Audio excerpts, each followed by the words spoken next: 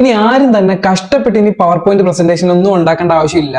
50 ആയിക്കോട്ടെ 100 ആയിക്കോട്ടെ എത്ര സ്ലൈഡ് വേണമെങ്കിലും നമുക്ക് ഇനി വെറും 5 മിനിറ്റ് കൊണ്ട് സെറ്റ് ആക്കി എടുക്കാൻ പറ്റുന്നതാണ്.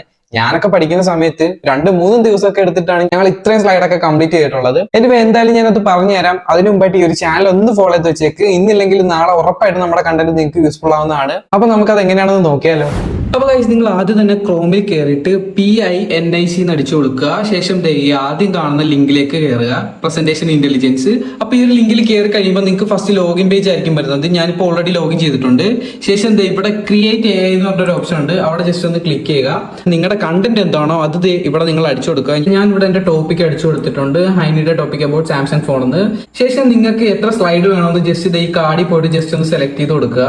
ശേഷം ഇവിടെ ജനറേറ്റ് കൊടുക്കുക. ജനറേറ്റ് കൊടുത്തു കഴിയുമ്പോൾ നമുക്ക് ഇതുപോലെ ഓപ്ഷൻസ് ഉണ്ടാവും. ഇവിടെ നമുക്ക് ഒരുപാട് ടെംപ്ലേറ്റ്സ് ഒക്കെ സെലക്ട് ചെയ്യാൻ വേണ്ടിയിട്ട് വരും. നിങ്ങൾക്ക് ഇഷ്ടമുള്ള ഒരു ടെംപ്ലേറ്റ് ഇവിടെ സെലക്ട് ചെയ്യുക. അതുപോലെ തന്നെ നമ്മുടെ ലെഫ്റ്റ് സൈഡിൽ നമ്മുടെ ടോപ്പിക് ഇവിടെ സെറ്റ് ആയിട്ടുണ്ട്. ഓക്കെ, ശേഷം ഇവിടെ നിങ്ങൾക്ക് ഇഷ്ടമുള്ള ഒരു ടെംപ്ലേറ്റ് സെലക്ട് ചെയ്യുക.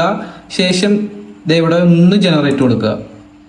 എന്നിട്ട് ഒരു 3-4 മിനിറ്റ് ഒന്ന് വെയിറ്റ് ചെയ്യുക, കാരണം നമ്മുടെ ഒരു ടെംപ്ലേറ്റ്സ് ഇവർ സെറ്റ് ആക്കിക്കൊണ്ടിരിക്കുകയാണ്. അപ്പോൾ ഗായ്സ്, നമ്മുടെ ടെംപ്ലേറ്റ് ഇവിടെ റെഡി ആയി കഴിഞ്ഞു. നമ്മുടെ PPT പ്രസന്റേഷൻ കംപ്ലീറ്റ് വർക്കും ഇവിടെ തീർന്നിട്ടുണ്ട്. കണ്ടില്ലേ, അടിപൊളിയായിട്ട് വളരെ കുറച്ച് സമയം കൊണ്ട് നമ്മൾ PPT സെറ്റ് ആക്കിയിരിക്കുകയാണ്. ശേഷം നിങ്ങൾ ഇവിടെ 3 ഡോട്ടിലേക്ക് ക്ലിക്ക് ചെയ്യുക.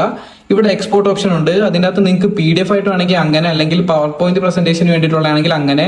എന്നിട്ട് നിങ്ങൾക്ക് ഏതാണ് വേണ്ടത് ജസ്റ്റ് ഡൗൺലോഡ് കൊടുക്കുക. അത്രേ ഉള്ളൂ.